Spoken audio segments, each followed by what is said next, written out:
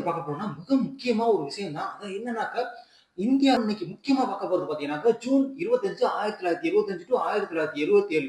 இந்த 77ல வந்து பார்த்தீங்கன்னாக்கா, 21 மாதங்கள் வந்து இந்தியாவுல வந்து அவசர நிலை அதாவது எமர்ஜென்சி வந்து அறிவிச்சிருக்காங்க, இந்திரா காந்தி இருந்த பீரியட்ல. ஸோ அவங்க வந்து பார்த்தீங்கன்னாக்கா, உள்நாட்டுல உள்ளதையும், அது மட்டும் வெளிநாடுகள்ல உள்ள அச்சுறுத்தல்களை காரணம் காட்டி, அவங்க வந்து பார்த்தீங்கன்னாக்கா, 21 மாதங்கள் வந்து இங்க வந்து எமர்ஜென்சி அறிவிக்கிறாங்க. அந்த காலகட்டங்கள்ல பார்த்தீங்கன்னா, அதுதான் வந்து இந்தியாவின் இருண்ட காலம் அப்படிங்கிற மாரி சொல்றாங்க.